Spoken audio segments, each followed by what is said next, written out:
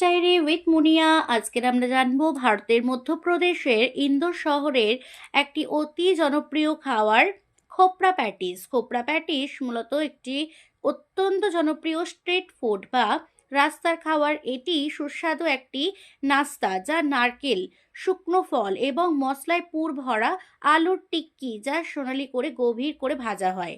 এটি ইন্দোরের সারাফা বাজারের আইকনিক খাবারের একটি অংশ, যা মূলত বিকেলের নাস্তা হিসেবে পরিবেশন করা হয়।